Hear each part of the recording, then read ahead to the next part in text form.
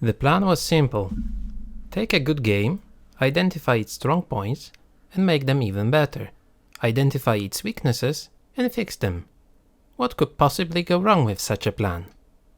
As it turns out, everything.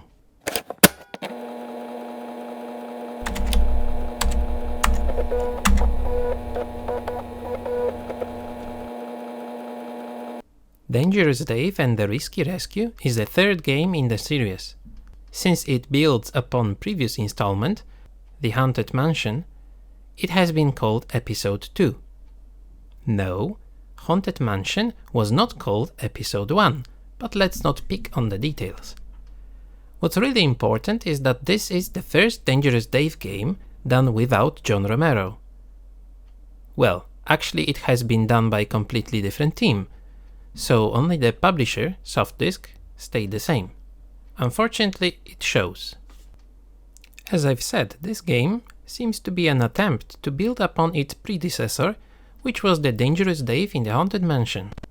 That game gave us quite a bit of fun with its shooting mechanic. You could aim up and down, which was great. And what was even more fun, you had to reload every now and then. Like in a proper thriller movie. Zombie approaches, and you realize that you're out of bullets. You nervously reload and shoot, barely avoiding certain death. That was fun. How could you improve such mechanism? Well, originally you had unlimited ammunition. In Risky Rescue, you no longer have this luxury. In theory, such a change should make the game more difficult. After all, you have to collect ammunition and constantly check if you have enough. Also, you shouldn't waste it. Accurate shooting should be a must. So many good things could have come from that. Unfortunately, none of them materialized. When I played through the game and explored the first level, I found so much ammunition that I actually never had less than 50 till the very end of the game. So limited ammunition is inconsequential, as you never face shortage of it. Yes, I know it's not necessarily bad. It's just a wasted opportunity for improvement. Wasted by the lack of proper testing. Why count the ammunition if you always have plenty?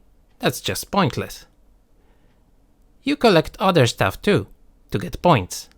Also, if you collect lucky rabbit food, then some hidden objects are shown. That's nice. Actually, you collect plenty of stuff. Some of that is even supposed to be funny. Well, if they didn't tell me, I wouldn't notice the funny part. But maybe I'm not the funny type. Anyway, let's move on. Unfortunately, the lack of testing is also evident in the level design. First level, or scene, as it is called within the game, is quite difficult. Not necessarily due to the large number of enemies, but rather due to imprecise controls that make accurate jumping difficult. If you add trees with branches that serve as platforms, then you have a great recipe for frustration. You never actually know where the edge is. Actually, it doesn't matter much, as it is very hard to jump from the spot of your choosing anyway. So you fall and fail all the time. Then you have another new feature that brings more realism. In what way? Well, easiest possible. You can no longer get away with falling from heights. Which is actually quite terrible, as falling from heights is something that happens in this game quite often. Yes, okay. If you fall, then you're just a lousy player, aren't you? Stop whining and just get better.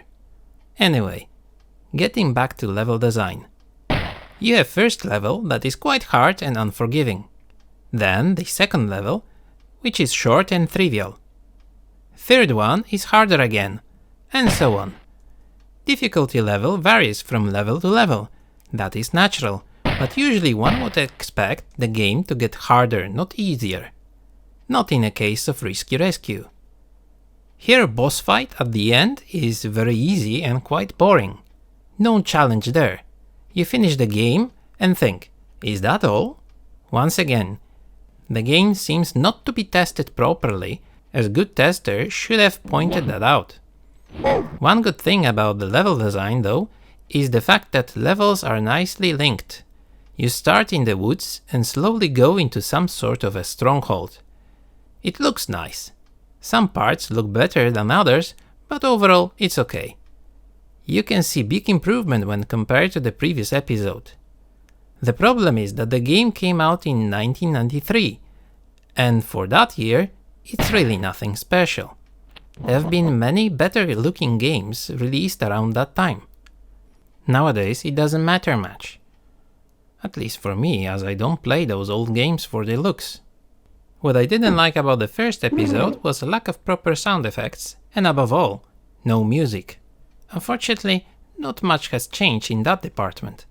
Yes, now you have Sound Blaster support. Does it make a difference? Nope, it doesn't. It is actually quite confusing, as you get more sound effects when you use PC Speaker than when you use Sound Blaster. For example, when you jump with PC Speaker, you get this cartoonish sound. But when you do that with Sound Blaster, there is no sound whatsoever. That's quite confusing. I decided to use Sound Blaster as shots sound better. And let's face it, in this game, shooting is basically all that matters. Music? Nope, still no music. Okay, I've said about episode numbering, frustrating and imprecise controls, unsatisfying boss fight, and weird difficulty fluctuations. Dated graphics, disappointing sound effects. What did I miss? Story. I haven't said anything about the story. What an oversight. This is something I should have started with. After all, often story is the main thing. Everything else is there only as a way to tell the story. Story can save the game. Did it save Dangerous Dave and the Risky Rescue? Well, no, it didn't. Story plays no role in this game. There are no plot twists, as there is nothing to twist. Story is so unimportant that it has stayed the same as in the previous game. I'm not joking. Once again, we are there on a mission to save our brother. Boring. But there is one thing that the story in this game done for me. It has materialized word recycling in my mind. This game is actually very eco-friendly, as it reuses plenty of stuff from previous games released by Softdisk. Looking those things up is actually more fun than the game itself. Torture devices, trees, bosses even. How much can you reuse really? Yes, it's fun to find those recycled assets, but it's fun in the same way like it's fun to watch a really bad movie. The one that was not intended to be bad. Usually at the end, I ask the question, is this game worth playing? You probably suspect what the answer will be in this case. Yes. I mean no, not really. Frustrating controls, recycled assets, wasted potential for improvement. If you're after a pure fun, then look somewhere else. There are plenty better games to choose from. Like the previous installment, for example. Why would anybody play this one then? Well, some people like to experience games that did not make it to the top. Looking for nice details in non-obvious places. I found nice level composition, maybe you will find something for yourself. And if you won't, then, well, you've been warned.